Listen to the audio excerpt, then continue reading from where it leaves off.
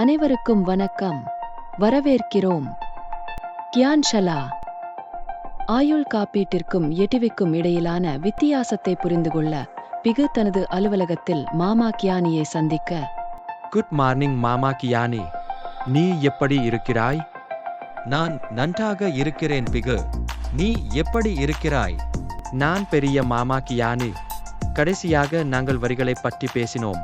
இன்று நான் ஆயுள் காப்பீடு மற்றும் நிலையான வைப்புத்தொகை ஆகியவற்றுக்கு இடையிலான வித்தியாசத்தை இரண்டையும் பற்றி நான் நிறைய கேட்டிருக்கிறேன். ஆனால் நான் குழப்பமடைகிறேன். எது சிறந்த முதலீடு? எனக்கு உதவ முடியுமா? நிச்சயமாக பிகு, அது ஒரு சிறந்த கேள்வி. ஆயுள் காப்பீடு மற்றும் நிலையான வைப்பு இரண்டும் பிரபலமான நிதி தயாரிப்புகள். ஆனால் அவை வெவ்வேறு நோக்கங்களுக்கு சேவை செய்கின்றன, மேலும் தனித்துவமான நன்மைகளுடன் வருகின்றன. உங்களுக்காக அதை எளிதாக்குவேன். சுவாரஸ்யமாக தெரிகிறது. தயவு செய்து இன்னும் சொல்லுங்கள் மாமா கியானி. நிச்சயமாக பிகு, சில முக்கிய வேறுபாடுகளை புரிந்து கொள்வோம். நோக்கம்: எஃப்டிக்கள் முதன்மையாக சேமிப்புக்காகவும் நிலையான வட்டி சம்பாதிப்பதற்காகவும் உள்ளன. இது பாதுகாப்பானது, ஆனால் எந்த பாதுகாப்பையும் வழங்காது. மறுபுறம் வாழ்க்கை காப்பீடு முதன்மையாக உங்கள் அன்புக்குரியவர்களை பாதுகாப்பதற்காக. உங்கள் அகால மரணம் ஏற்பட்டால், பாரம்பரிய திட்டங்கள் அல்லது யூதடுகள் போன்ற சரியான வகை கொள்கையை தேர்வு செய்தால் செல்வத்தை உருவாக்கவும் இது உங்களை அனுமதிக்கிறது. வருகிறது நிலையான வருமானத்தை வழங்குங்கள். பொதுவாக ஆண்டுதோறும் 5 முதல் 7% வரை, மற்றும் வருமானங்கள் சந்தை செயல்திறனுடன் இணைக்கப்படவில்லை. மறுபுறம் ஆயுள் காப்பீட்டில் வருமானம் பாலிசியின் வகையின் அடிப்படையில் மாறுபடும். எடுத்துக்காட்டாக, டேர்ம் காப்பீடு முதலீட்டில் வருமானத்தை வழங்காது. இது முற்றிலும் இடர் பாதுகாப்பிற்கானது. அதே நேரத்தில் பாரம்பரிய அல்லது யூலிப் சந்தை நிலைமைகள் மற்றும் பாலிசி விதிமுறைகளை பொறுத்து 5 முதல் 10% அல்லது அதற்கு மேற்பட்ட வருமானத்தை வழங்க முடியும். வரி சலுகைகள்: எஃப்டிக்களில் சம்பாதித்த வட்டி உங்கள் வருமான வரி விதிப்படி வரி விதிக்கப்படுகிறது. எனவே எஃப்டி 5 ஆண்டு லாக்கின் கொண்ட வரி சேமிப்பு எஃப்டி ஆகும். இல்லாவிட்டால் குறிப்பிடத்தக்க வரி சலுகைகள் எதுவும் இல்லை.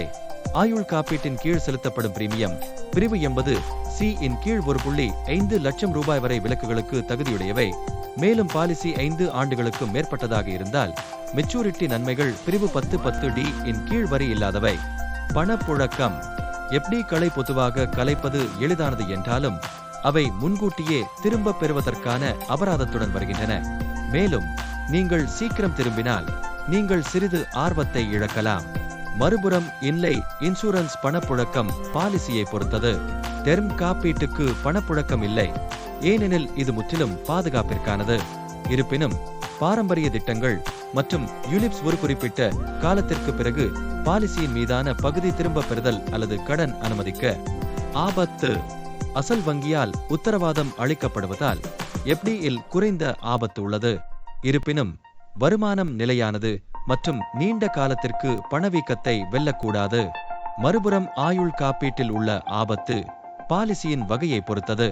கால காப்பீடு மற்றும் பாரம்பரிய திட்டங்களில் எந்த ஆபத்தும் இல்லை, ஆனால் யூலிப் சந்தை ஆபத்தை கொண்டுள்ளன, ஏனெனில் அவை பங்குகள் மற்றும் பிற சொத்துக்களில் முதலீடு. எனவே நான் யூலிப்க்கு சென்றால் நான் சந்தை அபாயங்களை எதிர்கொள்ளலாம். ஆனால் நான் டேர்ம் இன்சூரன்ஸ் அல்லது பாரம்பரிய திட்டங்களை தேர்ந்தெடுத்தால் குறைந்தபட்ச ஆபத்து உள்ளதா? சரியாக பிகு.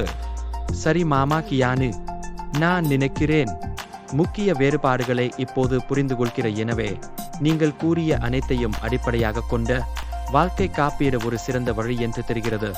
முதலீட்டு வருமானம் மற்றும் நிதி பாதுகாப்பு இரண்டையும் நான் விரும்பினால் எனது குடும்பத்திற்கு, குறிப்பாக நீண்ட காலத்திற்கு. நிச்சயமாக எஃப்டிக்கள் பாதுகாப்பானவை மற்றும் எளிமையானவை என்றாலும் ஆயுள் காப்பீடு பாதுகாப்பு மற்றும் முதலீடு ஆகிய இரட்டை நன்மைகளை வழங்குகிறது. குறிப்பாக நீங்கள் சரியான வகையான பாலிசியை பயன்படுத்தினால் இது உங்கள் குடும்பத்தின் எதிர்காலத்தை பாதுகாக்க உதவுகிறது.